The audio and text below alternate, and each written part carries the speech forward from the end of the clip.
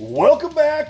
Football season has awakened from its 8-month hibernation period, and I hope that you have given your families your 2 weeks notice because football season is here. That being said, RotoBaller, we are here too. I'm Matt Donnelly, and I've got you covered for the next 4 to 5 months, telling you which players you need to start each and every week and which players need to be on your bench to give you the edge over your opposition. With week 1 officially here, let's clear things up here right off the get-go. Start your studs. Don't get too cute. Strange things, they do happen in week number 1. But hey, we got plenty of time to correct the ship as we go on. Now that we've got that out of the way, here are some wide receivers that you should be starting here to kickstart your championship campaign. And players that maybe you should temper those expectations on, even if they are studs. Now the week 1 starters, we're going to start with Chris Godwin, wide receiver, Tampa Bay Buccaneers, as they take on the Washington Commanders. When you are facing a defense that allowed 42.72 fantasy points per game to opposing wide receivers just a season ago, and they've made very few improvements, you smash Chris Godwin, who will be working out of the slot this season. And you know what? Start Mike Evans while you're at it as well. Now Godwin, I mentioned this, he's working out of the slot. We've heard the hype all season long. Washington, they allowed slot receivers more than 14 fantasy points per game in 2023. Considering that Godwin is likely a 4th or 5th option, he stands to be a solid flex play who's going to pay off this week. Godwin's best fantasy seasons came back in 2019 and 2021, where he finishes the wide receiver 2 and the wide receiver 10 respectively, while running a slot rate there at 63.4% and 70.4%. Now that's pretty good news there. Fun fact, since 2021, Godwin ranks 9th in the NFL in receptions. It's time that we start putting some respect on his name. My number 2 start of the week, how about Christian Watson on the Green Bay Packers as they take on the Philadelphia Eagles? As bad as the Commanders were in terms of fantasy points allowed last season, the Eagles, they were even worse. They allowed opposing wide receivers to average 42.84 fantasy points per game. And a bad man is coming to the city of brotherly love in Christian Watson. Since 2022, he has got more 20-plus fantasy point weeks, 3 of them, than Garrett Wilson, DK Metcalf, Michael Pittman, Drake London. Did I mention he's finally healthy?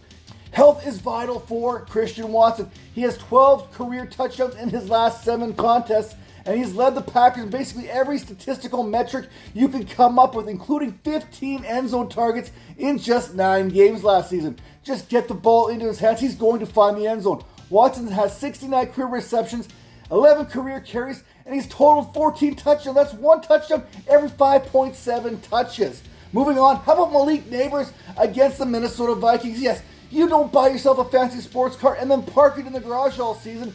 First, there's no competition for targets in New York. This entire passing offense is going to funnel through the electric rookie. Look for Daniel Jones to let it fly against the secondary that allowed the 4th most fantasy points to wide receivers just a season ago. Even Vanilla Vic here, Daniel Jones, he can't screw this up, can he? Well, Minnesota did address some of the deficiencies in their secondary with Stephon Gilmore.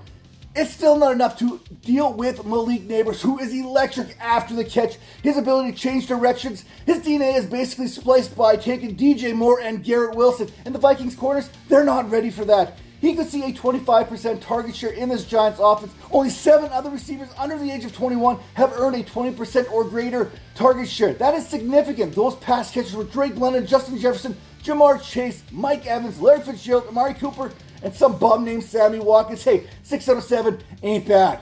Now let's talk about those wide receivers that we are going to sit this week. Maybe those fantasy football busts. And it starts with Brandon Aiyuk. Now when I look at wide receivers I'm sitting this week, Brandon Aiyuk, he's a pretty easy target here. Not only has the star receiver missed basically the entire training camp due to his holdout, but he faces a Jets team that allowed the fewest fantasy points to wide receivers last season. Dr. Jesse Morris, he states that the body and the tissue, they need repetitions out there. The first weeks of the season, you are at the highest risk of injuries, especially those soft tissue ones there.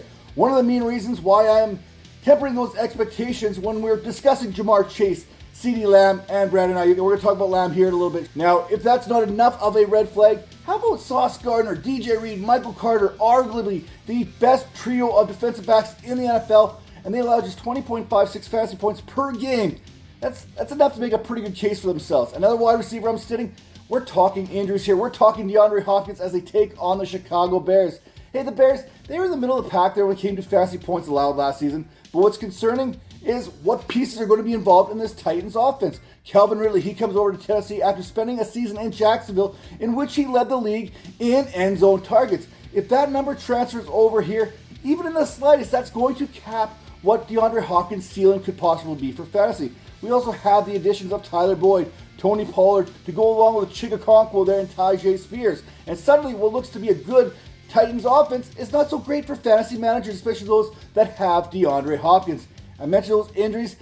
Hopkins has been dealing with a knee injury since August 1st, so he could be maybe easing back into things here. For the future Hall of Famer, he's going to be sitting on my bench this week. Now, this is not a full-out sit. This is a temper your expectations. This is CeeDee Lamb versus the Cleveland Browns. Now, DFS, I'm sitting CeeDee Lamb, especially when we talk about what his cost is going to be.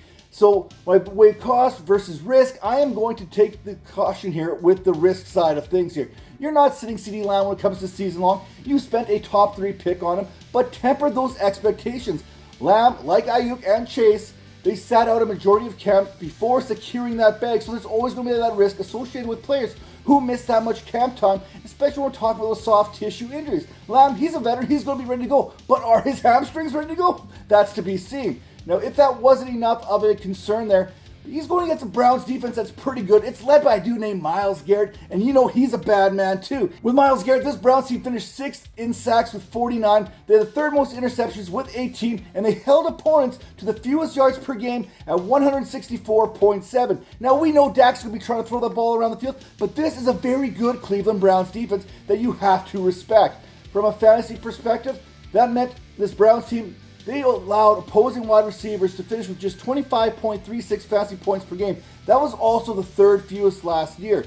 You have to take the risk. I know you have to, but you also need to be aware of what it could possibly be for your team and plan accordingly with your lineup. Maybe start one of those guys I talked about earlier on in the start section of this show. Now, one thing that Lamb does have going for him is he's going to see plenty of volume. He's going to see 12 or more targets, even in a difficult matchup, and you know volume is key. You can't sit him, but you have to understand the risk associated when you do play him here in week number 1. So with that said, I'm Matt Donnelly. Make sure to hit that like and subscribe button and head over to the RotoBaller Discord channel where all your starts and sit questions are going to be answered all season long by this guy right here. Take care.